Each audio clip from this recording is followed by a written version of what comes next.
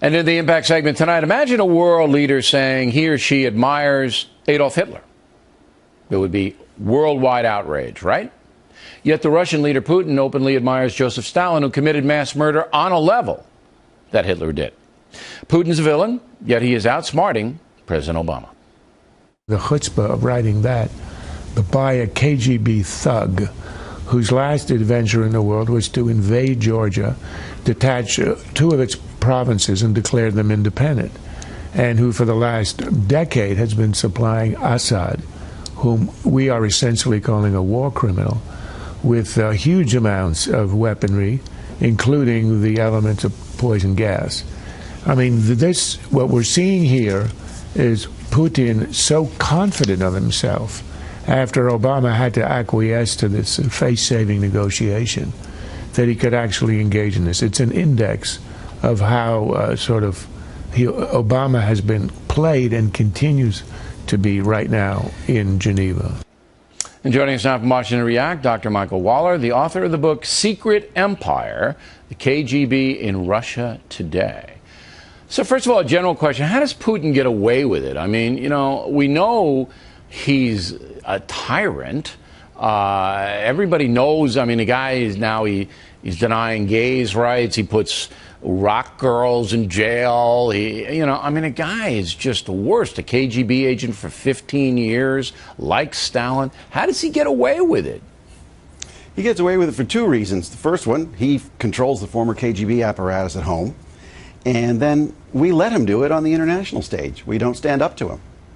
Do you believe that Putin is actively trying to embarrass the USA to get favor at home? So the more he makes Obama look weak and the more he spits in the face of America, the more popular he gets at home.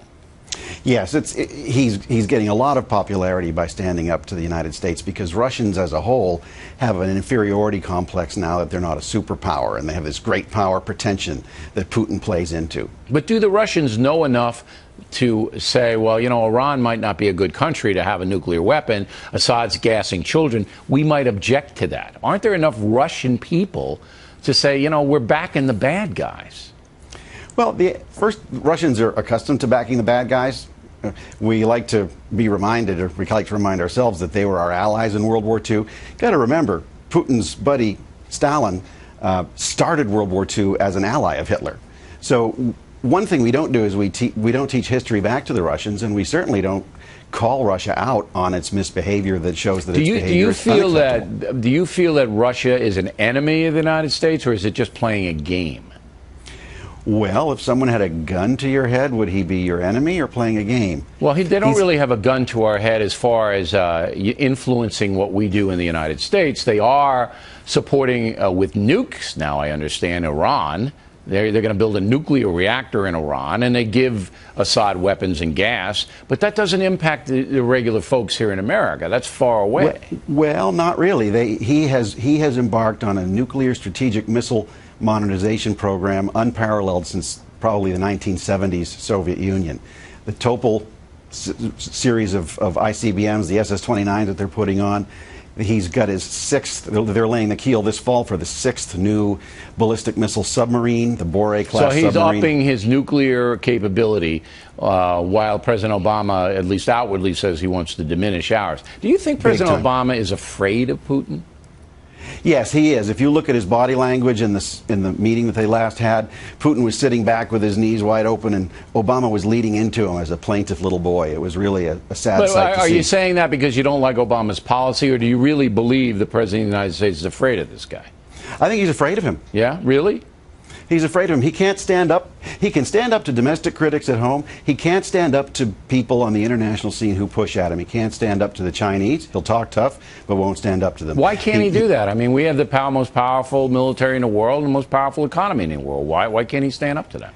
Well, he makes empty threats and he doesn't back them up because he doesn't have the courage to do. He doesn't want to be another George Bush. You think it's a courage thing or a style? I just don't think he's a confrontational guy, and he just shrinks from all confrontation. He's very confrontational as a politician. So he would bring that in. If you bring that, you have to bring those instincts in as a world leader, and he's not doing that. He's not standing up for America the same way he would stand up for a Chicago community organizing group. Now, I just asked Hunt this question, and he disagrees with me. I think that whatever happens, the president's been diminished over Syria, and I think that Putin and Iran are going to cause more trouble down the road because of this diminishment. Yes, Putin drew a red line. Obama drew a red line, did not do anything about it. That's a green light for Putin and the Iranians to go ahead and really give us a hard time. All right. Doctor, thanks very much.